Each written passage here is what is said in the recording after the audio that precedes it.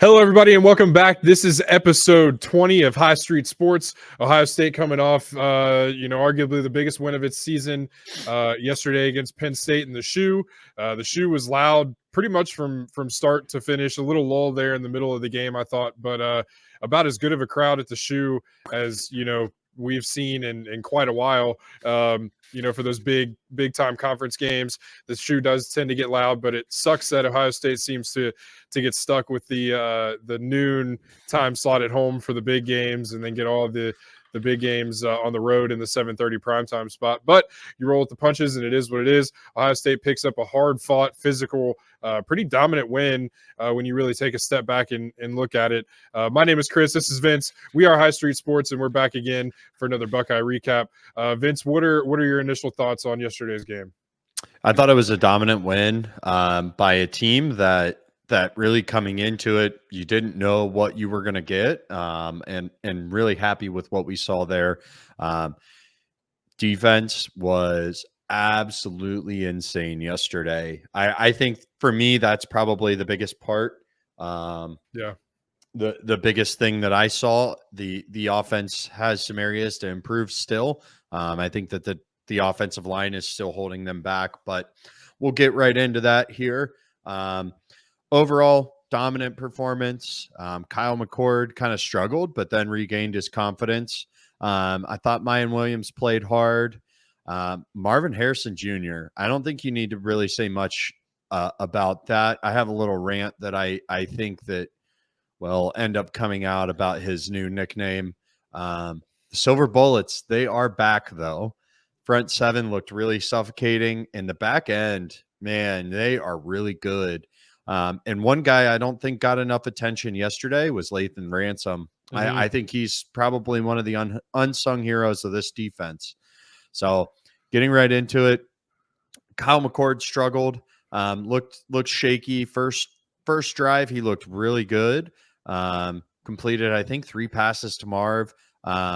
They go down, they kick a field goal, and then just started to struggle, looked kind of lost, and got sacked by not the real Johnny Dixon, the fake Penn State Johnny Dixon.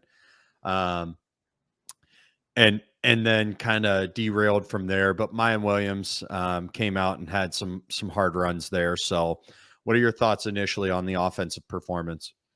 Yeah, I mean, I thought for the most part, like obviously when you're in it and you're in the game and it's kind of going back and forth, and Penn State's got a pretty talented defense. I think by far the best defense that Ohio State has seen this year with the playmakers that they have, and Devin, not Devin Brown, but Kyle McCord, had a good first drive, and then Marv kind of got locked down there for about a drive or two, and it made it tough on Kyle to get the ball out and find his receivers. And then you had some drops and some missed throws and things like that kind of in the middle of all that.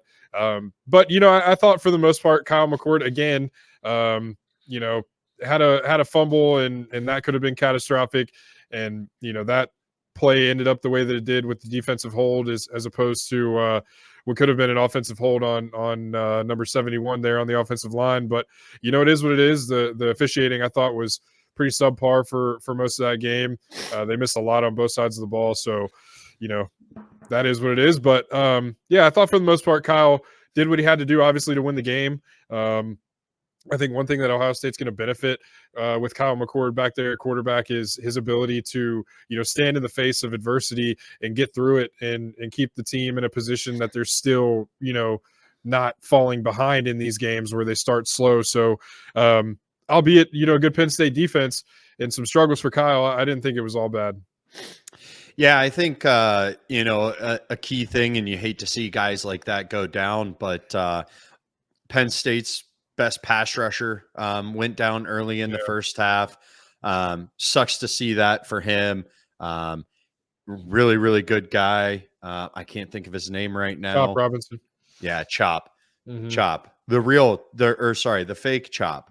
What is up with Penn State having guys that are similarly named or similarly nicknamed to Ohio State players? Is this James Franklin trying to be Ohio State without being Ohio State? Is it because they're not elite? Well, in their minds, well, I don't even know in their minds anymore if they still think they're elite. That was about as bad of an offensive performance as you could have imagined, and Drew Aller really struggled. But we'll get to that when we talk about the defense. But yeah, that was tough sledding there for Penn State's offense. Yeah. So what are your thoughts there on Kyle McCord versus Drew Aller? Both first year starters, both big time high school recruits. Kyle McCord from Pennsylvania, Drew Aller from the great state of Ohio, played up in Northeast Ohio in Medina. What are your thoughts there on that battle? I thought Drew Aller did not look comfortable throwing the ball, and I'm not going to pretend like I have watched a lot of Penn State's games this year. I don't think I've tuned into one, but the way that Drew looked very uncomfortable throwing the ball down the field. I think we were talking about it at one point in the first half. They were talking about how he just had no interest in throwing the ball down the field, and then he had a pretty clean pocket and almost crow hopped into the throw, which was crazy. I mean, it was an awful ball, but he didn't look comfortable with anything that was going on, and I think that had a lot to do with the Ohio State defensive line and linebackers really getting some pressure. But yeah, I mean, I thought Kyle McCord definitely looked better. I mean, obviously 22 of 35, 285 and a touchdown. So I mean, it wasn't an earth-shattering performance, but like I said earlier, it's a performance that will get you a win. A second win of the season against a top 10 team with a really good defense. So, I mean, he did what he had to do to win the game, and I'm good with that. How scared were you? Because I know that I was very, very hesitant when I saw that scoop and score from Penn State. I was thinking, well, this could be over now because Kyle McCord is completely shook and Penn State's just going to dominate on the defense here. What were your thoughts going into that? Yeah, I mean, it was definitely a bit of a turning point in that game, and truth be told, Ohio State, very fortunate to be on the end that they were, but then you make it through the rest of the game, and Penn State's offense really just had nothing, no answers outside of that garbage time touchdown that they got. So, yeah, I mean, it was definitely a turning point in the game. I do think that even if that would have gone the other way, I think Ohio State was still won that game yesterday, just with the way that Ohio State showed that they could shut down Penn State's offense and really just, I mean, suffocated them. They squeezed them and got everything. Penn State threw everything that they could at them. A bunch of poorly timed, misdirection, flea flicker type double pass plays that they ran, and they just tried anything they could to get going, and they just couldn't. So, in the moment, I was pretty nervous about it, but as the game went on, it kind of made sense that Ohio State would have won that game no matter what. Yeah, I think so too. But at first, I was kind of scared. Although the defense was suffocating and really could have shut that down. We really saw with Penn State 1.9 yards per carry and 4.5 yards per pass or per pass completion. And Drew Aller was 18 for 42 with 191 yards. So not a huge game for him. And really, I think that is what held back Penn State most of the day. I thought their defense played a pretty solid game. A couple of things to talk about there, Penn State and Ohio State. I didn't think Chip Trainum had the best day. 9 rushes for 22 yards. And then he really got just wrecked by Johnny Dixon on that second drive sack. You hate to see that, especially from a guy who's as big and strong as Chip. How did you feel about Chip's performance yesterday? I mean, I thought it was just okay, but I don't really get too caught up into, overreacting to individual performances. When you're as deep as a room as that is, you can have some room for error, and mine was the guy. And that's, I think, good with the way that running back room is set up, and it's set up in a way that, it can do just that. If Mayan is the guy that has the hot hand, and then you just ride Mayan, And then if it's Chip, then it's, Chip. And if it's whoever else, then, you would like to see Dallin Hayden get some carries in that game. I thought, even if Trey's out, and I think Coach Day said that he and Tony Alford felt that, Mayan and Chip gave him the best chance to win that game yesterday. And I guess, if you're looking at it from the physicality standpoint, what you're going to need to bring to the table there, I mean, that was a hard hitting game on both sides of the football there. So, those are two pretty big dudes that you have running that ball. And when they're trying to run some of the run schemes that they're trying and trying to, mix it up to get any success that they can there, it kind of makes sense that, it happened the way that it did. Mine had a couple of really good looking runs and for the most part, kept his legs moving and moved that pile. And I mean, I think he manufactured 2 of those first downs, yesterday by himself, just keeping his legs moving. And you love to see that. So, it's a tough game for Chip. And, we all know that he wants to be better and have better numbers and, have a better looking game aesthetically than he did. But, again, the offense did what they had to do to win. And, mine was a part of that. 24 carries for 62 yards. So that, yards per carry isn't where you want it, just at 2.6 yards per carry. So you want more than that. But I think, that tough run that he had to get that touchdown where he extended that arm and extended the ball over the goal line. He's a tough guy and he's going to do whatever it takes for Ohio State to get the win. And he did it yesterday. Yeah, absolutely. I think that, part of why Dallin Hayden didn't play was he had a really good game against Purdue, but I'm not sure that he's where he needs to be playing against a Penn State, a top 10 opponent. I think that he's getting there, but he still needs some polish. And I think last year he played really out of necessity. And you hate to see Trey out for another game, the third game in a row. So hopefully he gets back soon. Not sure what it is. Listening to, I think it was the guys from the podcast. So Austin Ward and Jeremy Birmingham, they mentioned very distinctly a upper body injury. And my guess is that sounds a lot like a concussion type situation and maybe dealing with some post-concussion syndrome or something like that. You hate to see that. But it was nice to see him suiting up. And Emeka. Do you think that was all just kind of a decoy play from Ryan Day? Could have been, but again, like we talked about with the running back room, the rest of the skill position, at Ohio State and the receivers and tight ends and such, like, if you don't need Emeka in that game, which is crazy that you're talking, in a game as big as that one was, with so much playoff and Big Ten East implication on the line. You're talking about not even needing your second best receiver in a game of that magnitude is kind of nuts when you're talking about that Ohio State talent. But you didn't really need him, so it could have been a decoy, and if it was and it worked, then good on the coaching staff. Both of those fronts with Trey and Emeka, and you would think that Emeka would be good to go next week. We'll see how that plays out. And you hope to see Travion back. So, for an Ohio State offense to be able to go out and get the job done without your running back 1 and wide receiver 2, that speaks volumes to what, Ohio State has as far as the playmakers go on offense. Yeah, I would agree. And speaking of playmakers on offense, one that I was extremely disappointed in his play was Julian Fleming.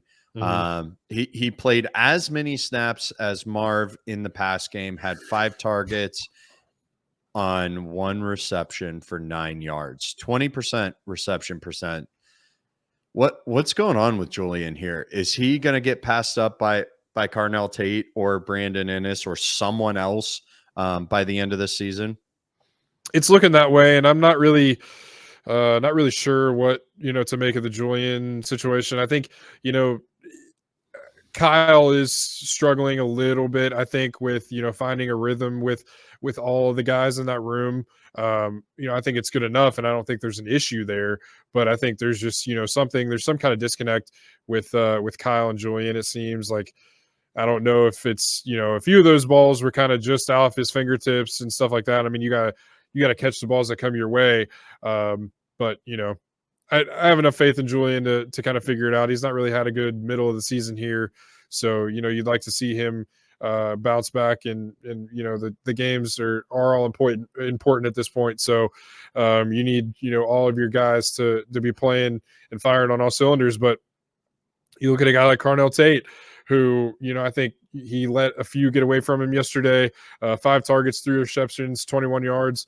So I think there was a drop in there maybe, and you got to be a little bit better from that standpoint. But he is young, and he's playing at a pretty elite level for where he's at as a freshman. He was a pretty important part, and you can tell just by the way they tried to get him the ball, especially early on in that game yesterday, that he was a big part of the game plan. So if Julian's not careful, he could get see his role be diminished a little bit for Carnell, who is playing well. And I don't know if Brandon got in the game yesterday. I don't remember seeing Brandon Ennis get on the field, but it's his time is coming as well. Yeah, I mean, the pass that Brandon Ennis caught against Purdue was a heck of a play, and you would think that that's going to lead to some increased playing time. I think that you really, at the end of the season, even if Brandon Ennis does not get any more playing time, you have a 5-man rotation there with Marv, Julian, Emeka, and Carnell Tate. And I think that that's really what Ohio State was missing last season, where you saw Marv and Emeka just get burnt out by the end of the season. And I think that kind of led to some poor performances on the back end of the season. So hopefully we can see, some of these guys get in there. And speaking of Marv, what a heck of a game. Upped his receiving percentage to 68.8 this week from 46.2 last week. He was 2 for 3 on contested catches, which in my estimation, that's really good. 66%. You want to win. You want to win a majority, 51% of those contested balls, 50-50 balls, or whatever you want to call them. So winning two out of 3 is great, especially the one where he drew a pass interference by really getting into that Penn State corner. Yeah. And I thought it was really, really good performance by Marv. 11 grabs, 161 yards, and 1 touchdown. That touchdown play, man.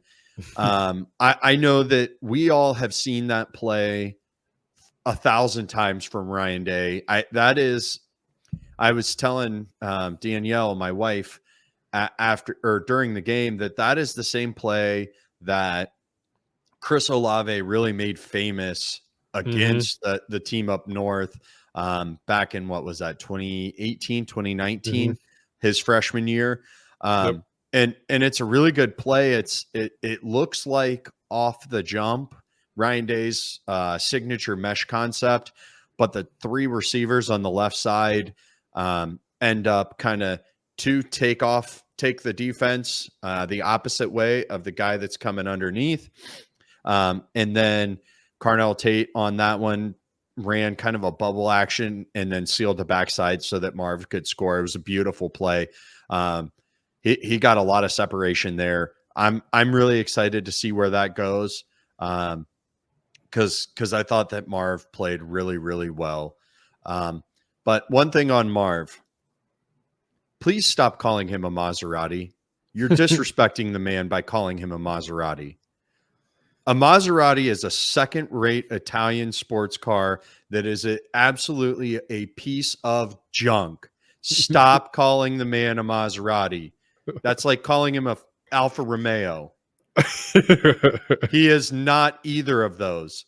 He is at least a Mercedes, a Lamborghini, a Ferrari, a Porsche, something. Stop calling the man a Maserati because it rhymes with Marv.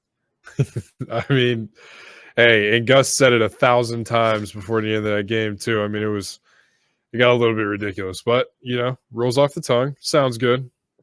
Yeah, it sounds great. It sounds great, but you're disrespecting the guy by comparing him to a second-rate Italian piece of junk. Yeah. Well, he's the best receiver in college football, and I wanted to kind of sneak this in here too because I think there were some people that were talking about it both on TV yesterday and on the Twitter machine. You look at what Caleb Williams has done the last couple weeks. I would have to say that he's eliminated from the Heisman race. There's a lot of moving and shaking. Michael Penix Jr. Yesterday, I think he's been the best, most consistent quarterback all season, and he had a struggle, a little bit of a struggle yesterday. Threw 2 picks, no touchdowns on I think 275 yards ish. So there's a lot of parity in the Heisman talk, and I think Marvin, just like you said, 11 catches, 161 and a touchdown, and just how important he's been to the Ohio State offense, and how, I mean, he's the best receiver in the country, and that's not even close. I think he puts up another one of these, next week, and he continues to do it. I think there's some serious consideration for him to be in New York for that Heisman Trophy ceremony. So Marv is having a tremendous season. In my opinion, he's the best offensive player in college football. So I mean, the dude is just unreal. He is unreal, and he's got another guy that's catching passes on the same field as him in Farmer Gronk, who caught all 4 of his targets for 70 yards yesterday, and he also just makes plays. There was a couple of plays that he just it looked like the whoever was covering him had him covered up like a ham sandwich, and he just jumped in there and grabbed the ball and said, "No, that's mine." Mm-hmm. And then Jenny Taft did a segment about Cade Stover at the beginning of the show. Was great, and then mentioned in a sideline report that his nickname on the team is Farmer Gronk. And Joel Klatt had some things to say about that. He said he doesn't get it, and he's not sure that he likes that nickname for him. And my question to you, Joel Klatt, is: in what world does he not fit that nickname? He tries to play his game like Gronk, and he's a farmer. I mean, how much more of an obvious nickname can you get? What are we doing? When Joel doesn't know. That's just, do better on your roster knowledge, Joel. That's on you, sir. The Jenny Taft, the All-American girl, literally went to Cade Stover's farm in an earlier segment in the broadcast. Yeah, tough scenes, Joel. Tough scenes. Got to be better. Yeah, and don't get me wrong, and this is not me hating on our friends at Fox, because I think that the Big Noon guys are probably the best. The best commentators in the game right now, especially for Ohio State. So I don't think that they're bad guys. I just think that, hey, you had some bad takes. That happens. Not everybody can be on their You're making yourself sound like Desmond Howard and his God. big Penix energy comments. Yeah, well, that dude's a nut job. We don't have any room for. Anyway, so let's talk about the offensive line. Yeah, it doesn't matter. It's a quack, dude. That guy sucks. Well, so the only thing that's good to report from the offensive line, Matthew Jones and Donovan Jackson know how to pass block. Both graded out 87.3. The rest of the line, not so much. Carson Hinsman, 46.7 on his pass block grade. Josh Fryer, 61.0. And then our guy, Jimmy Crack Corn, Josh Simmons, 56.3. Did these guys, like, what's going on with this offensive line? And this is a pass blocking offensive, or pass blocking, I guess primary goal is for them to pass block in Ryan Day's offense. What's going on with this? It's graded out so low, such poor performances. Now that we're 7 games in, is this a trend, or is this just a bunch of games where you're trying to fix a few things, you fix those things, but then a couple of other things go off the rails? Yeah, I mean, I just think it's full of some inconsistencies, and I don't know if the inconsistencies can get fixed by the end of the year. So, obviously Ohio State's undefeated, and they've done that almost kind of in spite of the offensive line and at some points. But Josh Fryer, I think, has been underwhelming for what we were expecting. But I thought he had a pretty okay game yesterday. Carson Hinsman had some bright spots, but also had some pretty poor performances at times in the game. Matthew Jones again, 87.3 pass block grade. So he, had a really good pass blocking day, but 52.3 on the run, as you mentioned. So, I mean, a lot of inconsistencies. And again, as we mentioned, the penalties from the offensive line, the holds, the all kinds of false starts and different things like that. I mean, it's got to be cleaned up before it bites us in the ass. But again, you kind of take it for what it is. I mean, it's not an elite offensive line by any means. I don't think they're bad necessarily. I think they're good, and it's just kind of meh. So you want to see that. It's got to get better.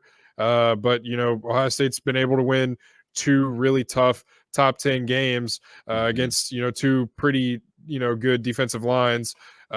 So for what it's worth, I mean, I know the grades haven't really been what you want to see all year at all. But when you take a step back and you look at it, and Ohio State's undefeated, and they've been able to do the things that they need to do to win the game, you have a fear that a catastrophic mistake is going to come at some point if they don't figure it out. But they did what they had to do to win yesterday, so that's all that really matters right now.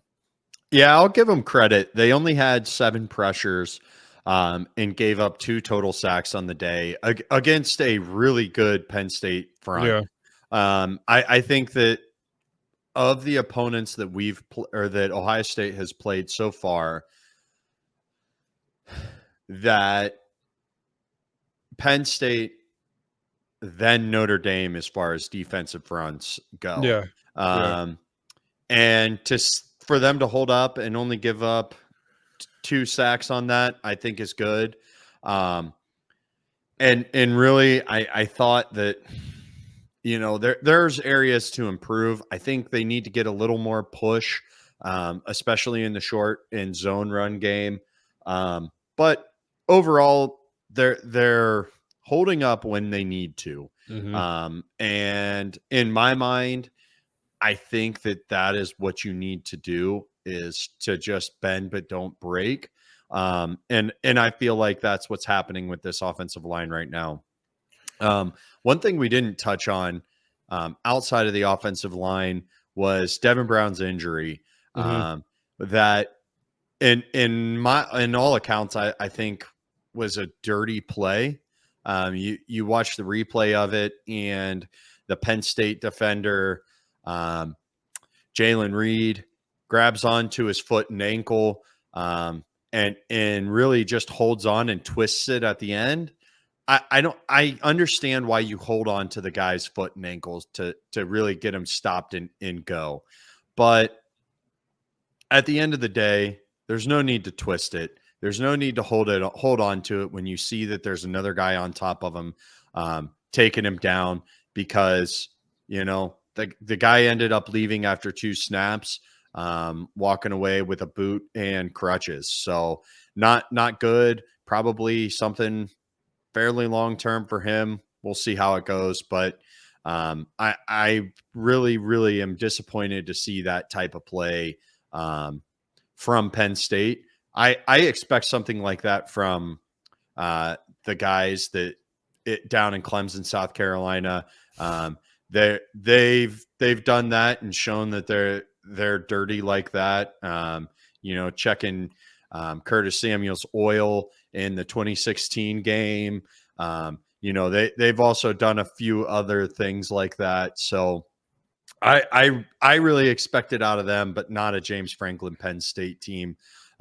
James Franklin needs to do better with his team and figure it out. Yeah, and that could be, you think about it from a depth standpoint for Ohio State. God forbid anything were to happen, and you're without any more at that position. So yeah, it's it might be a little bit more important to Ohio State to keep an eye on than it should be. So we will continue to do that. But yeah, I mean, yeah, unfortunate, didn't need to happen, but move on from it. And yeah, and it just opens it up for the West Dakota Heisman to maybe get a few reps, see what he can do in a red zone package if Ryan Day feels he's ready. If not, I guess maybe Tristan Gebbia. I mean, he's an Oregon State quarterback that came in with quite a few years of experience. Would not have beat out DJU, who's balling out there, and I think we've all proved now that DJU was a product of a bad Clemson offense and not bad himself. Yeah, I digress. Yeah, it's a couple ricochet shots for the boys down south, but yeah, it'll be interesting. And could you imagine the pop out of the Ohio State crowd if Lincoln Keenholz gets in and gets him a little red zone tutty? That would be absolutely incredible. Yeah, I mean, I think you have to do a standing backflip if that happens, right? Oh God, I mean, he's athletic enough to pull it off. So he's the only white guy on the team that I think though. that could do it. Yeah, well, let's not do that. Put ourselves out there for any injuries. That'd be just what we needed. Fair enough. Now, let's transition over to the Bullets. Best part of the day. They are back, fully 100% back. And I attribute that to this show for one reason and one reason only. #equipment talk. Jack Sawyer now has sacks in every game that he has not worn that stupid Vicus helmet. That's 2 in a row. He had 2 last week. He had 1 this week, 3 pressures from him. And overall, that defensive line, my goodness, every single player on that defensive line was very, very good. JT Tuimoloau. There you go. Let's go. Hey, wait a second. All right, we got to stop. Let's go. All right. Yeah. All right. Yeah. We got it. Exactly. Here we go. All right. Do it again. JT Tuimoloau. There we go. 6 pressures, 1 sack. Boy was all over the field. Mike Hall, 3 pressures, 1 hit. Caden Curry, highest graded pass rusher at 68%, 4 pressures, 1 hit. Kenyatta Jackson also added a sack, and he was good. Caden Curry and Kenyatta Jackson are scary and are really adding some depth to that defensive line there. I didn't mention Tyleik Williams, but he was also really good. It's kind of hard to just say anything to name individual players on that defensive line unit. Yeah. I saw a lot of improvement from them, and I feel like Jim Knowles for the last 6 weeks had really been kind of keeping the pass rush and some of those high pressure plays ready for these games. I really, really liked what the defensive line did. And seeing Caden Curry kind of moving around a little bit too was kind of nice. I think he was playing the Jack Me Off Leo's position or whatever they call it anymore. The blaze, the bullet, I don't know. But I think that he was kind of doing a little bit of that, and I liked it.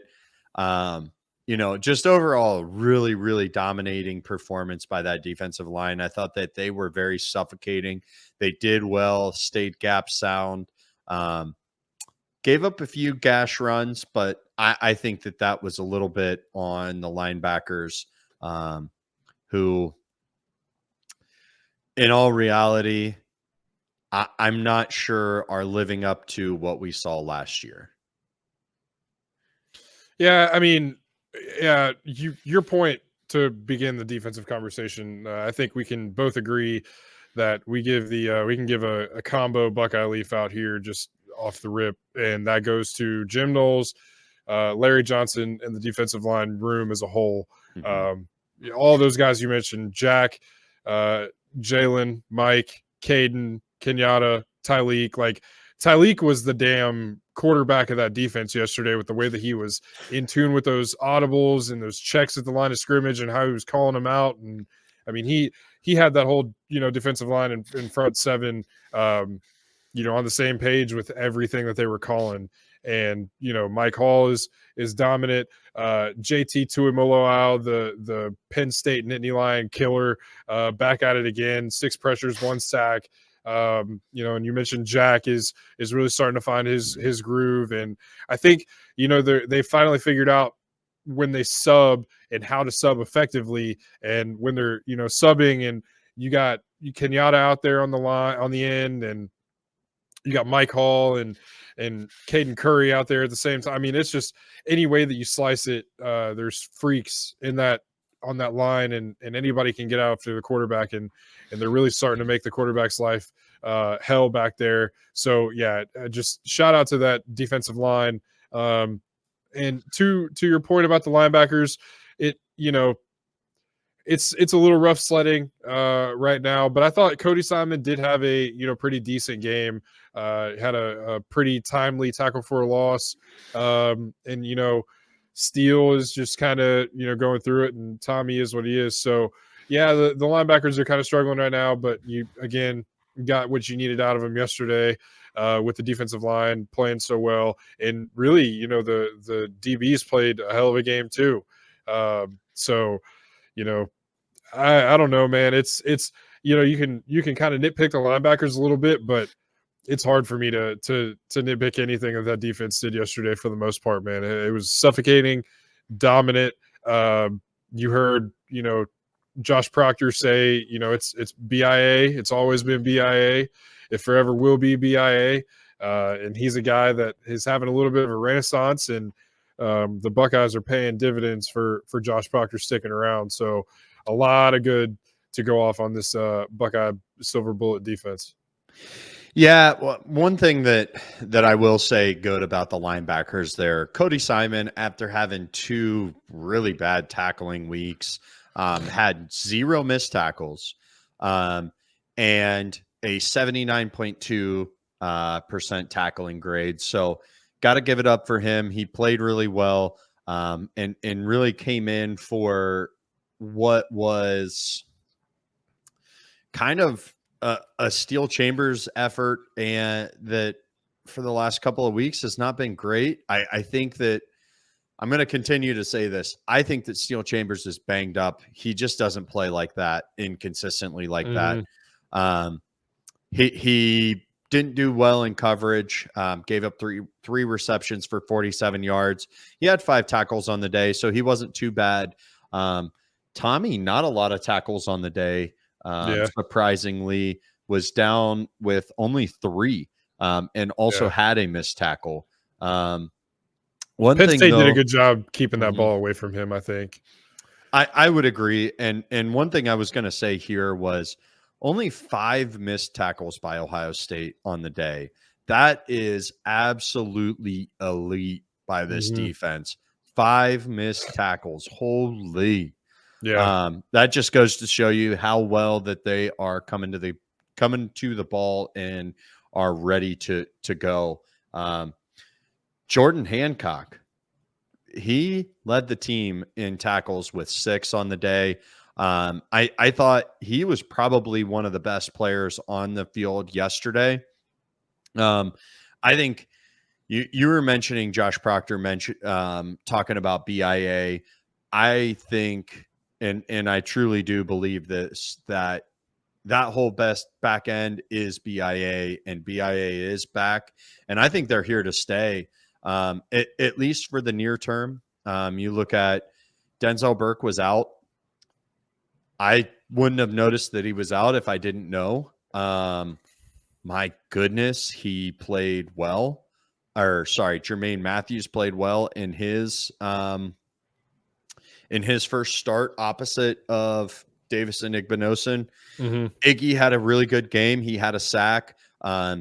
Only gave up 2 receptions on 6 targets for a total of 31 yards. You don't like the 15.5 average yards per reception, but it's all right. I thought Iggy played a pretty good game.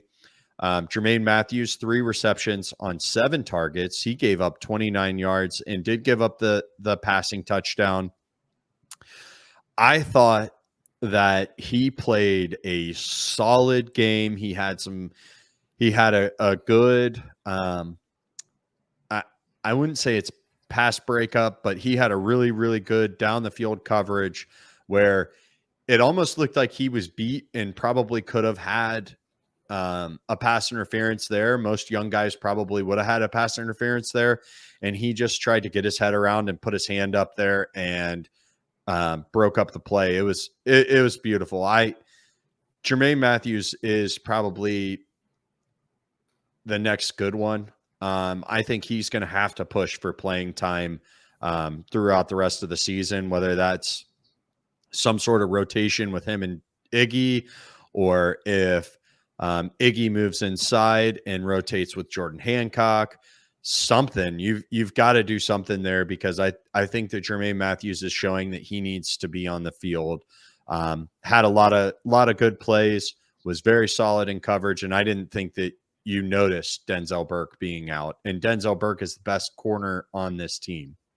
Yeah, no, and what you got out of Jermaine Matthews is a performance very similar to something that Denzel Burke did his freshman year. So, yeah, it was just he came out making plays. Jordan Hancock came out making plays.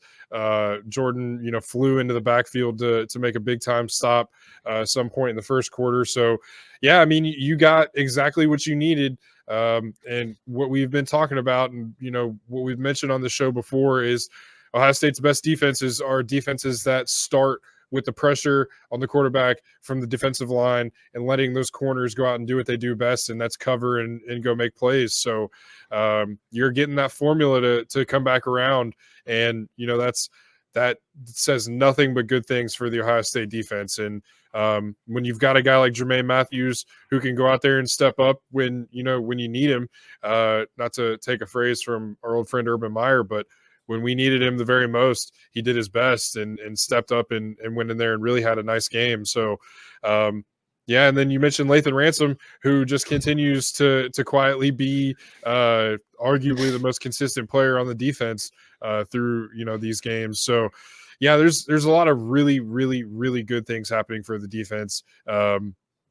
The talk might be on Drew Aller's inability to deliver the ball effectively. He did not look comfortable throwing the ball down the field. Didn't look comfortable on even a bubble screen or anything like that. So there's going to be a lot of talk of how good is Drew Aller, but the talk needs to be on the defense, and the talk needs to be that Ohio State's defense is elite. And when you're struggling and going through some of the growing pains that Ohio State's going through on offense, like, I was talking to somebody yesterday and we were talking about how this isn't, your prototypical offense that's going to go out there and get you 45 or close to 50 every game.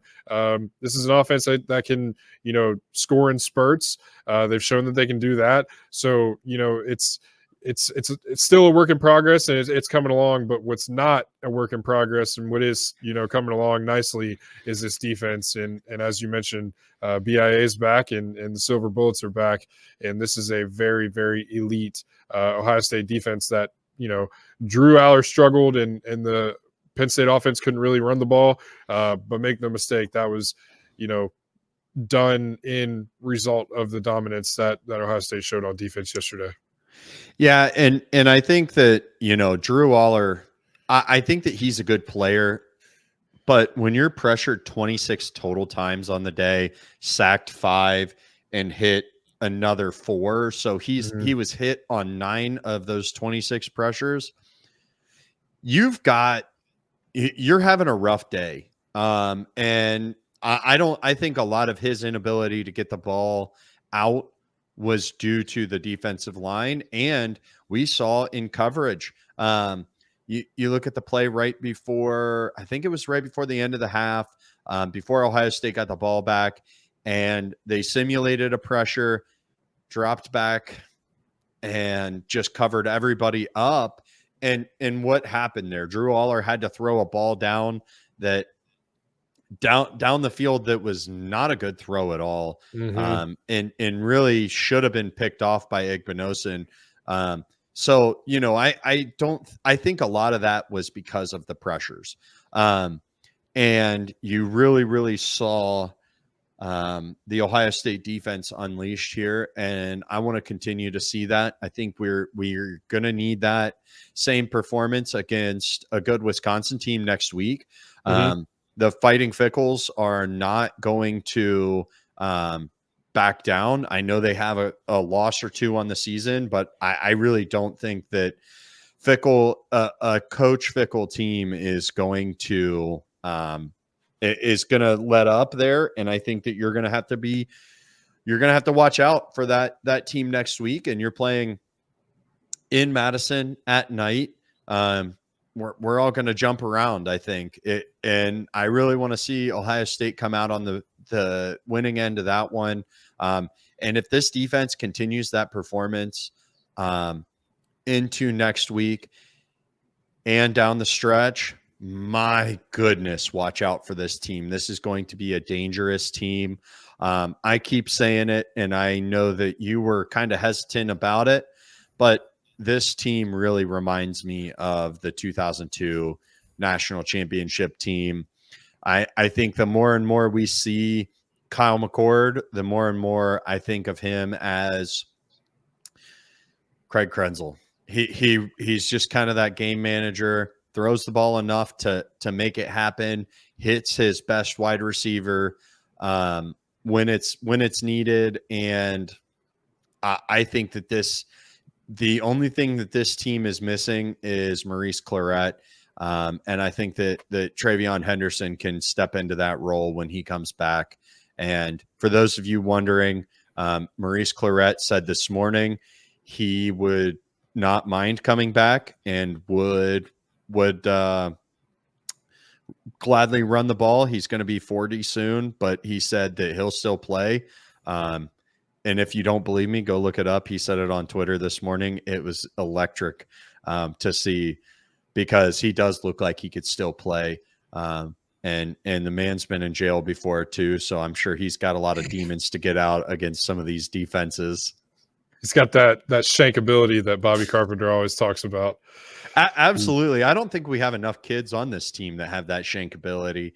I think Ryan Williams is definitely a shank ability guy. I certainly wouldn't want him on my bad side. I'm thinking from the defense, I think Caden Curry might be your shank ability guy.